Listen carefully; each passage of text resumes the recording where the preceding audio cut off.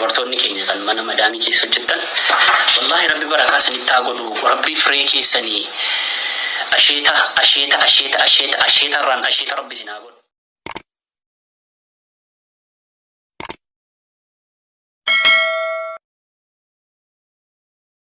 Hojii gooftaa guddaa kanatu na ajaa'ibsiise.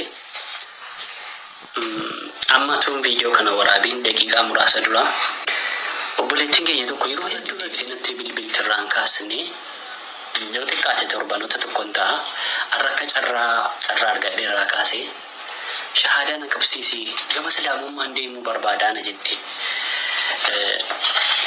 dhalattuma naannoo keenyaadha. Isheen na beektan isheen beeku. Dubartoonni keenya hedduu galatoomaa. Dubartoonni keenya hojii guddaa hojjettanii haalaa fi amalli keessanii chaalenjii guddaa jijjiirama guddaa fide. Dubartoonni keenya kan mana madaamii keessa hojjettan wallahi rabbi barakaa sanitti godhu rabbi firee keessanii asheeta irraan asheeta rabbi sinaa godhu. Wallahi rabbiin gatii keessan jannataa naa kaffaluuti. Maalummaa islaamummaa kana dubartii islaamaa tokko intala islaamaa tokko waliin mana tokko keessa dalagaa turre Bahrain yeroon ture jette amma biyya Dubaay kana keessa jirti. Isheetu maalummaa islaamummaa na hubachiise na qo'achiise keessa koo qotee gadi dhaabe jette.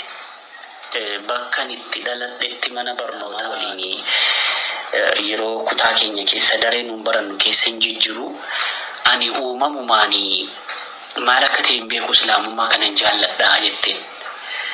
Maatii makeenya kanatu kiristaanummaa kana amanaa ortodoksummaa kana amanaayyuun amana malee ani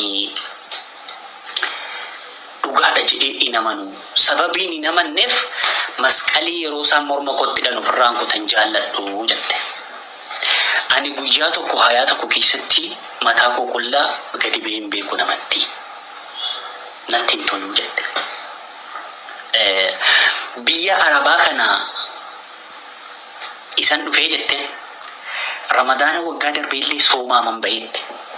Arabootuma duukaan sooma guyyaa takka nyaadhee hin beeku. Salaata kana amma salaata mun beeku nan solaadhaa. Akkasumaan islaamummaa nan jaalladha. Akkasumaan salaata kana salaadhaa. Garuu jetteen wanti na ajaa'ibe dhaggeeffadha. Yeroon Qur'aana dhaga'u akkasuma yeroo manzuumaa raayyaa dhaga'u manzuumaa raayyaa ispeeshaalii maqaa boo'ichaa danda'in dhaggeeffadhu jette. Gammachuutiin guutamee boo'a yeroo hundaa jetteen.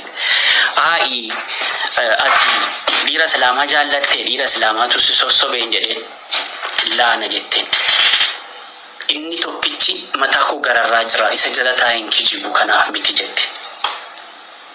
Namni nama mana qabuyyuu ta'uu danda'a.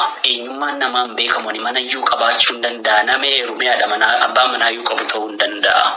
Isa kana miti jette. Inni kun waan biyya lafaati. Animmoo isicha waan biyya lafaarraas waa tokko san dhokanne isa jila taa'e sin kijibuuna jette. Salaataan jira walii jedhanii salaataniin hin beeku ture yani ergan salaata walii salaatanii jedhanii salaataniin hin beeku. Salaamu alaikum wa rahmatullah jedhanii akkatti salaamatan garuu nan beekaa jette. Alhamdulillah shahaadaa qabatteetti rabbiin gama islaamummaa fideera. Gammachuu adda ta'e gammaddee faaruuf galanni kan rabbiiti. Wanti waan kana kaaseef gammadaa jechuuf laa ilaaha illallah. Obboleettiin keessan tokko abidda jahannamaarraati najaa isiniif baateetti. Warri rabbiin abidda jahannamaarraa najaa isin baasee gama laa ilaaha illallah isin fide miseensonni shahaadaa warri shahaadaa qabattanii jirtan Rabbi shahaadaa makana irratti isin ajjeesu anaafis isiniifis amiin. Warra irra gadi dhaabbatu rabbi nu haa godhu. Sorobuu beekuu beekaa tan qacacaa jedhe raayyaa abbaa machaa akkatti rooba osoo beekuu beekaa qacacaa jedhe. Kanaaf ergaan isinii haa galu islaamummaa keessan jabeeffadhaa. Eenyumallee ta'ee nama kamuu kabajaa hin xiqqeessinaa hin arrabsinaa. gorfadhaa ofittas deebisaa. Kanaaf inshaallah akkuma islaamummaan addunyaa kana gubbaa bareennee jiraannee irratti toonee islaamummaa tanaan jannata seenuti deemna. Idni rabbiin nama islaamummaa irra gad dhaabbatee islaamummaan faayamee bareedee duniyaa tanarraa deemu rabbiin haa taasisu.